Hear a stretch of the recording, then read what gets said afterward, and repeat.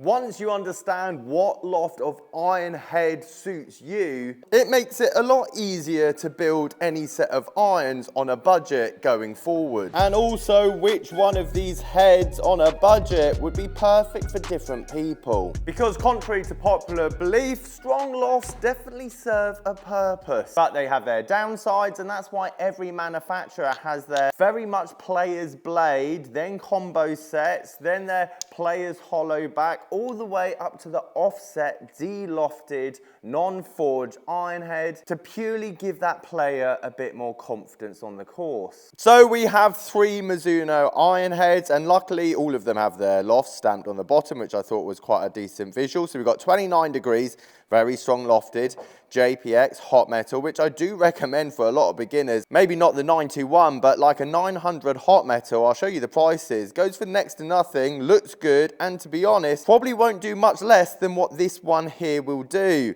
Players HMB MP20. This was a recent model, so it's difficult to get an older version of the HMB, and again, I'll show you the prices. And then the MP20 Mizuno blade, and let's be honest, Mizuno have been making great ones of these for, well, let's be honest, ever. The reason finding a player's perfect loft is so important for myself isn't actually got anything to do with how high or low they hit the ball. Because as a manufacturer adds more loft, and this is any manufacturer, I know it's going to be less offset. It's going to be for more of that player. If I find a strong lofted, de-lofted iron, that's going to be very offset. Not to mention it's going to launch the ball higher, potentially not give you as much spin, therefore going to give you ultimate distance. Therefore, everything else in between is basically a middle ground of that. So if I'm looking for a player that's looking for some forgiveness, doesn't slice the ball that much off the fairway, then I can all of a sudden start finding different head types that would suit them. Meaning if you find a head type that's around 30 degrees or 31 degrees, let's say P790, you can then go and choose and find any manufacturer that makes a head type around 30, 31 degrees.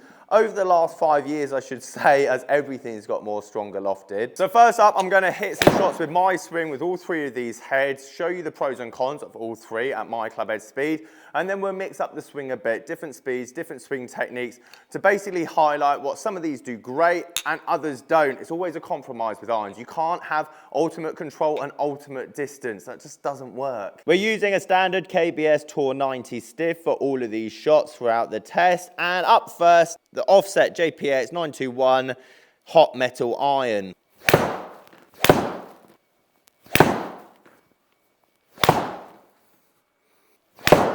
Pretty consistent and pretty out to the left. Now, no, I could put a very heavy X-stiff 130 gram shaft in here, which is going to change my tempo as well as obviously keep that club face more open to straighten that up. But my bigger concern is I'm carrying my 7-iron over 200 yards, which means my pitching wedge goes about 150, which means what do I hit at 130? However, at the end, I'll show you why this head will be brilliant for a particular kind of swing. As we know, I hardly hit down on the ball and I come on the inside. So that combination for me is a bit of a disaster. Okay, the HMB MP20, not a blade by any stretch of the imagination. Still quite a thick top line, still a bit offset, but now at 32 degrees loft.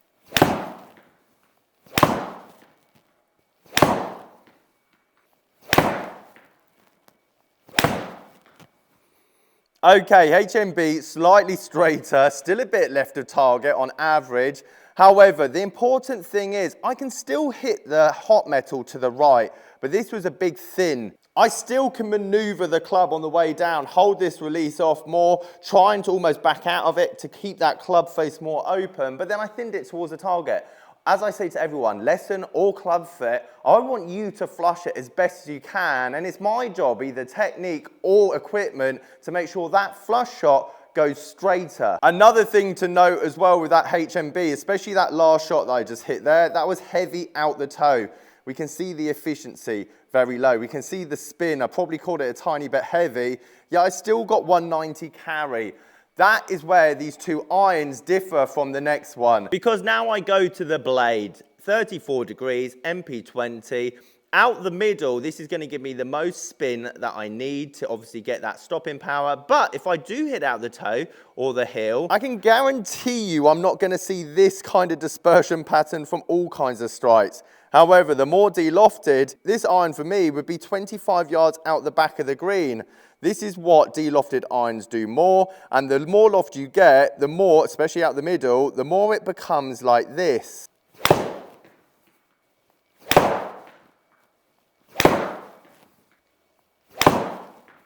Again, you can start to see more of this linear line, and to be honest, I hit pretty much all of those pretty well.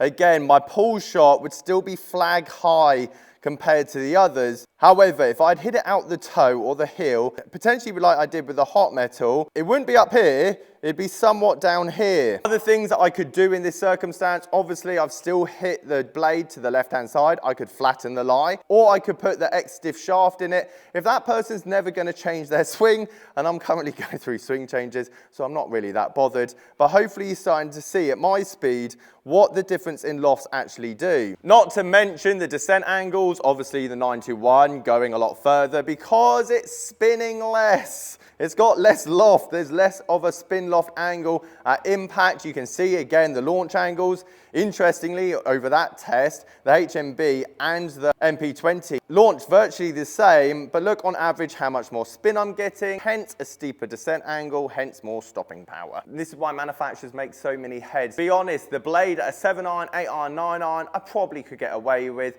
6, 5 and 4, obviously you're starting to go more combo sets, and that's why again that player would probably be better off trying something a bit more forgiving, but obviously they know that they don't need offset and they definitely need that spin and loft. But next test, we're going to come across on it, we're going to come steep and we're going to go a bit slower rather than 100 miles an hour. Okay, fade time, fade and steep, something that's definitely not my forte.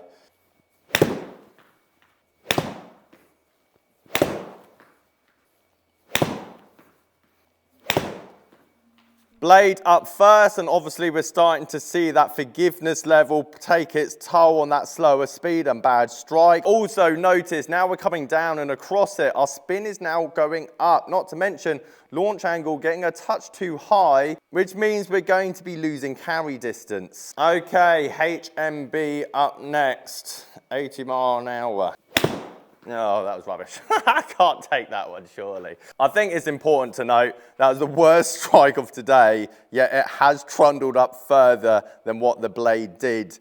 That's what I mean about how often are you really finding the middle and how much help do you actually need from the destructive shot.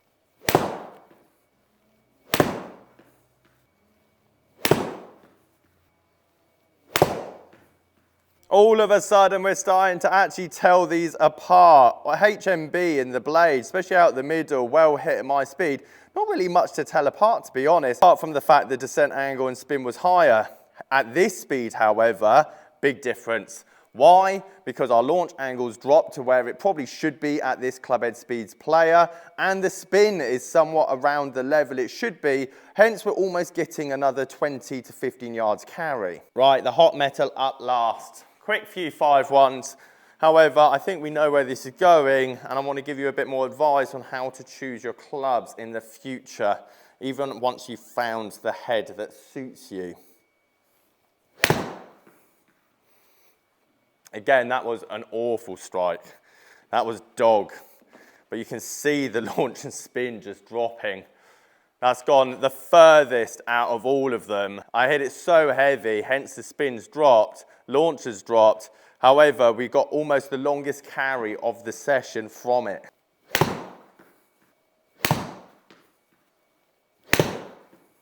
Now, just looking at this, I mean, the 921's just spoken for itself. All these ones wanted to fade off to the right. The offsets definitely help keep it back on target. I hit toe, I hit thin, I hit it all over the place. I mean, you could put a blanket over it. However, this is the conversation I would have with that player because they can obviously swing it relatively fast. 8 miles an hour is not bad. And I'd want to know, where are you going to be? Have you just started? Are you going to have lessons? Because all of a sudden, at 80 miles an hour, this is getting a bit too low. That backspin's too low. That, in the summer, downwind, is not stopping on anything.